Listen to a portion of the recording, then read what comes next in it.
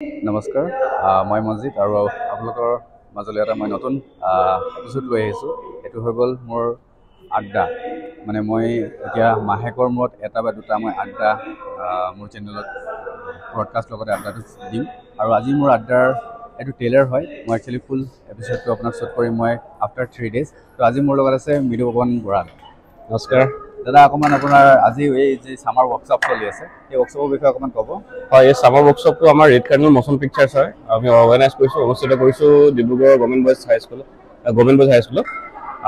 এইটো red cardinal motion পিকচাৰ্ছৰ red cardinal film একাডেমীৰ এটা পাৰ্ট হয়, য'ত মঞ্চ শিল্প আমাৰ যিটো নাটকৰ ছেকশ্যন, এই নাটকৰ ছেকশ্যনৰ আণ্ডাৰ ছামাৰ ৱৰ্কশ্বপটো কৰিছোঁ।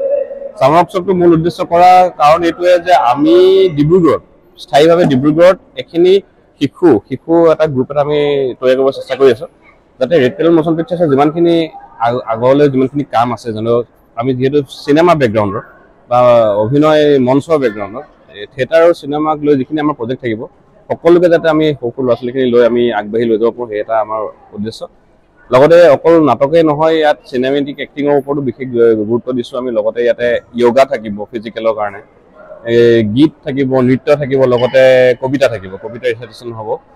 সেইধৰণে আমি গোটেইখিনি এটা পেকেজ হিচাপে কৰি ল'বলৈ চেষ্টা কৰিছোঁ। এতিয়া আমাৰ কালিৰ পৰা পৰহিৰ পৰা আমাৰ অলৰেডি ষ্টাৰ্ট হৈ গৈছে। 27 তাৰিখলৈকে হ'ব এই ট্ৰেইনিং।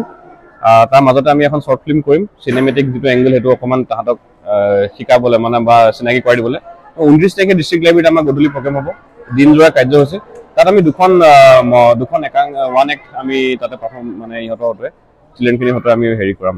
লগতে এতিয়া 40তকৈ অধিক 45-47 মান আমাৰ জইন কৰিছে। আৰু কিন্তু 11 তাৰিখলৈকে আমি অপেন কৰি থৈছোঁ ৰেজিষ্ট্ৰেশ্যন, কিয়নো 11 তাৰিখৰ পিছলৈকে বহুতখিনি স্কুল খোলা থাকিব।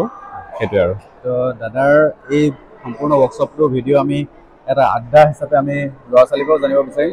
অহা 11 বা 10 তাৰিখে মই লাইভ মানে এটা ৰেকৰ্ড কৰিম, আৰু আমাৰ ল'ৰা ছোৱালীবিলাকৰ পৰাও আমি আপোনাক জানিব চেষ্টা কৰিম। আৰু আমি পাৰিলে 29 তাৰিখে মই ভাবোঁ উপস্থিত থাকিব একেবাৰে 100%। আপোনালোকে চাই থাকক, আৰু যদি আপোনালোকৰ ল'ৰা ছোৱালীক যদি আপুনি বিচাৰে নহয় জইন কৰিব পাৰে, আপোনাক যোগাযোগ কৰিলে হ'ব। নিশ্চয়। মই দাদাৰ নম্বৰটো মোৰ ডেছক্ৰিপশ্যনত দি দিম। এইটো এটা ইণ্ট্ৰ' ভিডিঅ', তো আপোনালোকে নিশ্চয় চাব আৰু শ্বেয়াৰ কৰিব।